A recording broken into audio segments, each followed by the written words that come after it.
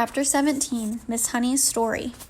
"We mustn't hurry this," Miss Honey said, "so let's have another cup of tea. And do eat that other slice of bread, you must be hungry."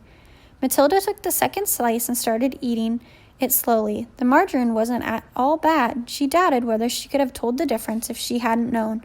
"Miss Honey," she said suddenly, "do they pay you very badly at our school?" Miss Honey looked up sharply. Not too badly," she said. "I get about the same as the others." "But it still must be very little if you are dreadfully poor," Matilda said. "Do all the teachers live like this, with no furniture and no kitchen stove and no bathroom?" "No, they don't," Miss Honey said rather stiffly. "I just happen to be the exception." "I expect you just happen to like living in a very simple way," Matilda said, probing a little further. "It must make house cleaning an awful lot easier, and you don't have furniture to polish or any of those silly little ornaments lying around that have to be dusted every day. And I suppose if you don't have a fridge, you don't have to go out and buy all the sorts of junky things like eggs and mayonnaise and ice cream to fill it up with. It must save a terrific lot of shopping." At this point, Matilda noticed that Miss Honey's face had gone all tight and peculiar looking. Her whole body had become rigid. Her shoulders were hunched up high and her lips were pressed together tight, and she sat there, gripping her mug of tea in both hands and staring down into it as though searching for a way to answer these not quite so innocent questions. There followed a rather long and embarrassing silence. In the space of 30 seconds, the atmosphere in the tiny room had changed completely, and now it was vibrating with awkwardness and secrets. Matilda said, "I'm very sorry I asked you those questions, Miss Honey. It is not any of my business." At this, Miss Honey seemed to rouse herself. She gave a shake of her shoulders, and then very carefully she placed her mug on the tray. "Why shouldn't you ask?" she said. You were bound to ask in the end. You are much too bright not to have wondered. Perhaps I even wanted you to ask. Maybe that is why I invited you here after all. As a matter of fact, you are the first visitor to come to my cottage since I moved in 2 years ago." Matilda said nothing. She could feel the tension growing and growing in the room. "You are very much wiser than your years, my dear," Miss Honey went on. That quite staggers me. Although you look like a child, you are not really a child at all, because your mind and your powers of reasoning seem to be fully grown up. So I suppose we might call you a grown-up child, if you see what I mean." Matilda didn't seem to say anything next. She was waiting for what was coming up. "Up to now," Miss Honey went on, "I have found it impossible to talk to anyone about my problems. I couldn't face the embarrassment. Anyway, I lacked the courage, and courage I had was knocked out of me when I was young.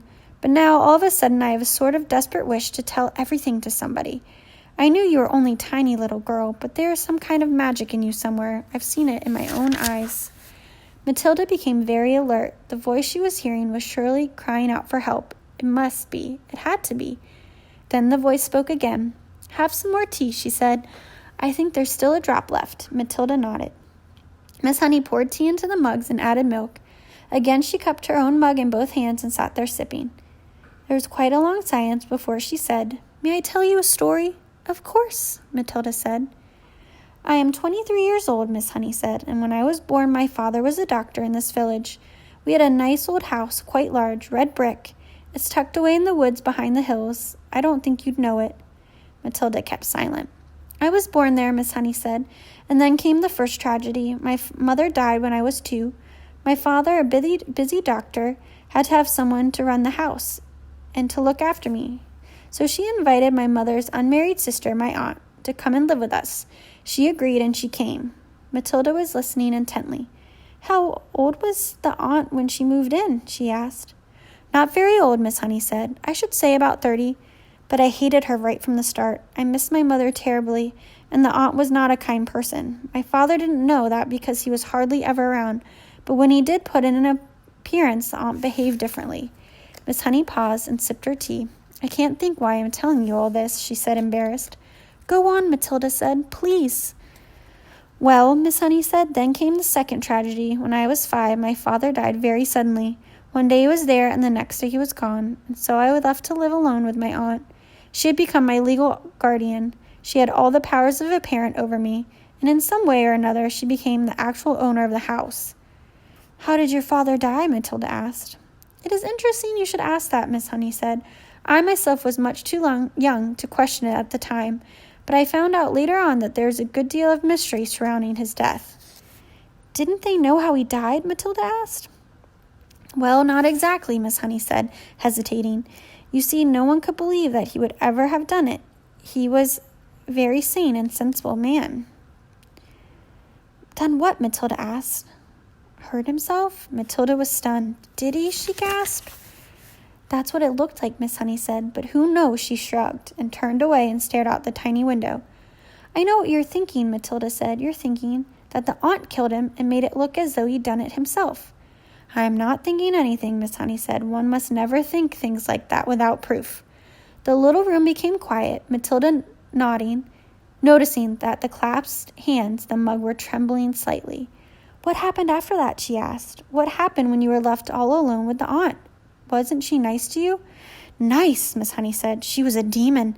As soon as my father was out of the way, she became a holy terror. My life was a nightmare. What did she do to you? Matilda asked. I don't want to talk about it, Miss Honey said. It's too horrible, but in the end, I became so frightened of her I used to shake when she came into the room. You must understand I was never a strong character like you. I was always shy and quiet. Didn't you have any other people to help you out? Matilda asked. Any uncles or aunts or grannies who would come and see you? None that I knew about, Miss Honey said. They all were either dead or they'd gone to Australia. And that's still the way it is now, I'm afraid. So you grew up in a house alone with your aunt, Matilda said, but you must have gone to school. Of course, Miss Honey said. I went to the same school you're going to now, but I lived at home. Miss Honey paused and stared into her empty tea mug. I think what I'm trying to explain to you, she said, is that over the years I became so completely quiet and dominated by this monster of an aunt that when she gave me an order, no matter what it was, I obeyed it instantly. That can happen, you know. By the time I was 10, I became her slave. I did all the housework. I made her bed. I washed and ironed for her. I did all the cooking. I learned how to do everything. But surely you could have complained to somebody, Matilda said.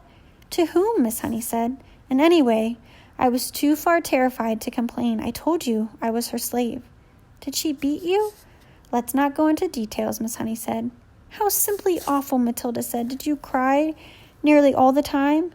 Only when I was alone, Miss Honey said, but I wasn't allowed to cry in front of her. But I lived in fear. What happened when you left school? Matilda said.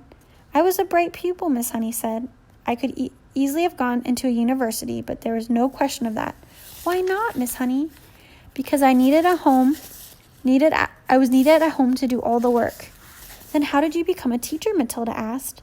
There is a teacher's training college in Reading, Miss Honey said.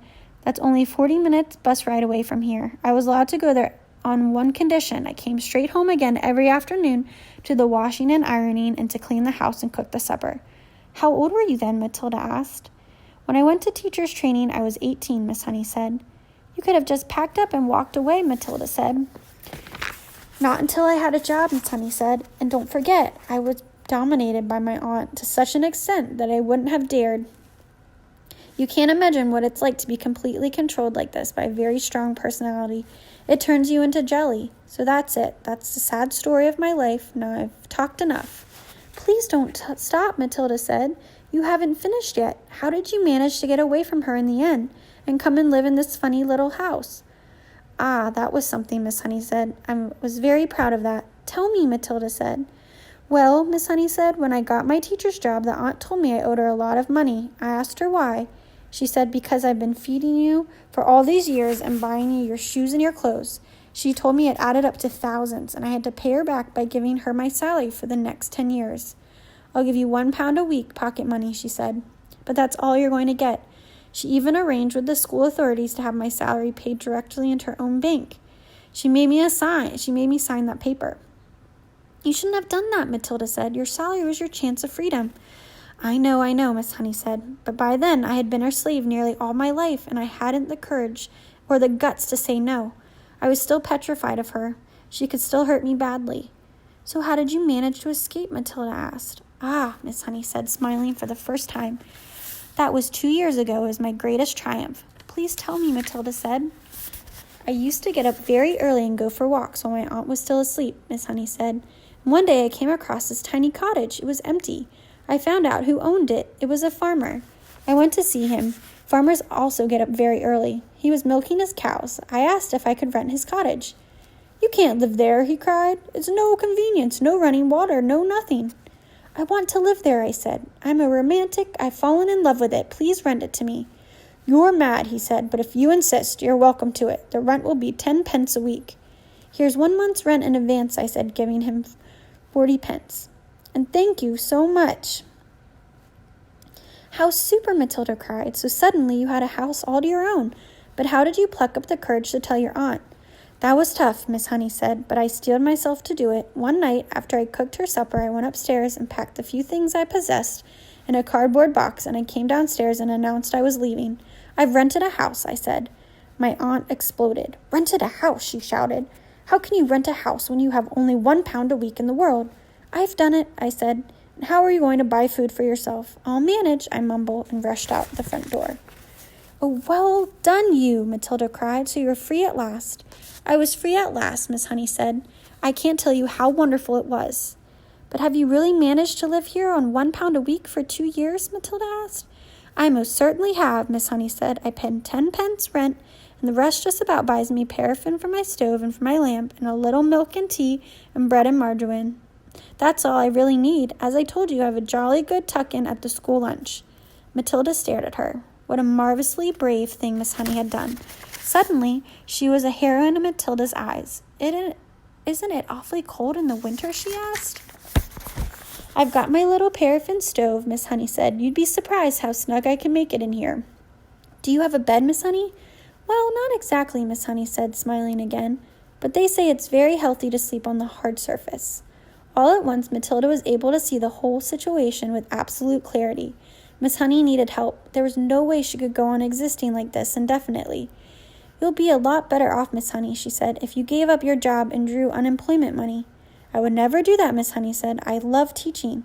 This awful aunt, Matilda says. I suppose she's still living in your lovely old house? Very much so, Miss Honey said. She's still only about 50. She'll be around for a long time. And do you think your father really meant for her to own the house forever? I'm quite sure he didn't, Miss Honey said. Parents will often give a guardian the right to occupy the house for a certain length of time, but is nearly always left in trust for the child. It then becomes the child's property when he or she grows up. Then surely it's your house, Matilda said. My father's will was never found, Miss Honey said. It looks as though somebody destroyed it. No prizes for guessing who, Matilda said. No prizes, Miss Honey said. But if there's no will, Miss Honey said, then surely the house goes But if there's no will, Miss Honey, then surely the house goes automatically to you. You are the next of kin. I know I am, Miss Honey said, but my aunt produced a piece of paper supposedly written by my father saying that he leaves the house to his sister-in-law in return for her kindness in looking after me. I am certain it's forgery, but no one can prove it. Couldn't you try, Matilda said? Couldn't you hire a lawyer and make a good fight of it? I have no money to do that, Miss Honey said, and you must remember that this aunt of mine is a much respected figure in the community. She has a lot of influence. Who is she? Matilda asked. Miss Honey hesitated a moment. Then she said softly, Miss Trunchbull.